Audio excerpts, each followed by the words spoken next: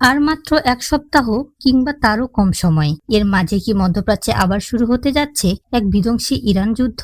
গত এপ্রিল মাসে সে বহুল আলোচিত সামরিক যুদ্ধবিরতি কি তবে চিরতরে ধুলোয় মিশে গেল? পুরো বিশ্বকে চমকে দিয়ে আন্তর্জাতিক গণমাধ্যমগুলো দাবি করছে আগামী কয়েকদিনের মধ্যেই ইরানকে লক্ষ্য করে একযোগে বড় ধরনের সামরিক অভিযান শুরু করতে যাচ্ছে মার্কিন যুক্তরাষ্ট্র এবং ইসরায়েল। কিন্তু এই খবরের সত্যতা কতটুকু? আসলে কি ট্রাম্প প্রশাসন যুদ্ধের চূড়ান্ত আদেশ দিয়ে দিয়েছে? আমরা কোনো অনুমান বা সাধারণ গুঞ্জনের উপর ভিত্তি করে কথা বলছি না। খোদ দ্য নিউ ইয়র্ক টাইমস এবং দ্য টাইমস অব ইসরায়েল এর মে 2026-এর একদম লেটেস্ট এক্সক্লুসিভ রিপোর্টের দিকে তাকান।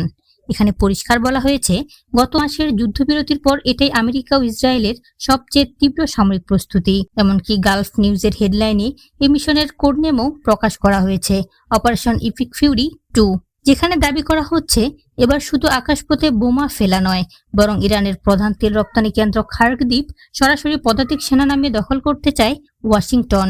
এই উত্তেজনার মূল কারণ হলো ইরানের অনড় অবস্থান। ইরান তাদের হরমুজ প্রণালী দিয়ে চলাকালীন মার্কিন ও পশ্চিমা জাহাজের উপর নিজস্ব টোল বা ট্যাক্স আদায়ের দাবি তুলেছে, এবং এই লেনদেন হচ্ছে মার্কিন ডলার বর্জন করে সরাসরি চীনা মুদ্রা ইউয়ানে। ট্রাম্পের সত্য মানতে ইরান সরাসরি অস্বীকৃতি জানানোয় পেন্টাগন এখন এই নতুন স্থল হামলার ছক কষছে। কুয়েত, কাতার এবং বাহরাইন সীমান্তে প্রায় 50,000 মার্কিন সেনা ও এলিট কমান্ডারদের হাই অ্যালার্ট রাখা হয়েছে এই খার্ক দ্বীপ সামরিকভাবে জব্দ করার জন্য। তবে আন্তর্জাতিক গণমাধ্যমগুলো যুদ্ধের ঢাকঢোল পেটালেও একটু গভীরভাবে চিন্তা করলে পর্দার আড়ালের আসল সমীকরণটি বেরিয়ে আসে। মার্কিন যুক্তরাষ্ট্র কি আসলে এই মুহূর্তে ইরানের মাটিতে পদাতিক সেনা নামানোর মতো ঝুঁকি নেবে, নাকি এই খবরগুলো ইচ্ছে করে মিডিয়াতে ছড়ানো হচ্ছে তেহরানকে চরম মনস্তাত্ত্বিক চাপে রাখার জন্য?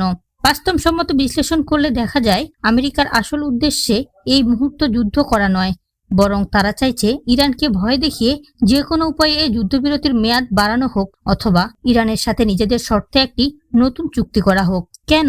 কারণ আমেরিকা এই মুহূর্তে একটি বড় গোপন সংকটের মধ্য দিয়ে যাচ্ছে, আর তা হলো পর্যাপ্ত অস্ত্রের তীব্র সংকট। গত কয়েক বছরে ইউক্রেন যুদ্ধ এবং মধ্যপ্রাচ্যের একাধিক ফ্রন্টে ইসরায়েলকে বিলিয়ন বিলিয়ন ডলারের গোলাবারুদ, এয়ার ডিফেন্স, মিসাইল ও আর্টিলারি সরবরাহ করতে গিয়ে মার্কিন সামরিক ভান্ডার বা স্টক পাইলে বড় ধরনের টান পড়েছে। এই অস্ত্র ঘাটতি দিয়ে খোদ মার্কিন প্রতিরক্ষা কর্মকর্তারাই একাধিকবার উদ্বেগ প্রকাশ করেছেন। তাই এই অস্ত্র সংকটের মাঝে দাঁড়িয়ে ইরানের মতো একটি শক্তিশালী ও ক্ষেপণাস্ত্র সমৃদ্ধ দেশের সাথে সরাসরি স্থলযুদ্ধে জড়ানো আমেরিকার জন্য আত্মঘাতী হতে পারে। ট্রাম্প প্রশাসন মূলত ফাঁকা আওয়াজ আর মিডিয়া হাইপ তৈরি করে ইরানকে আলোচনা টেবিলে বাধ্য করতে চাইছে।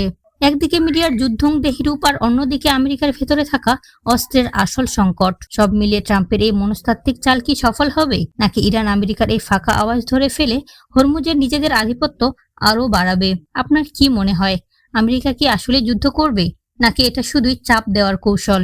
কমেন্ট করে আপনার মূল্যবান মতামত জানান। ভিডিওটি ভালো লাগলে লাইক করুন এবং আমাদের এই চ্যানেলটি সাবস্ক্রাইব করে রাখুন। ধন্যবাদ।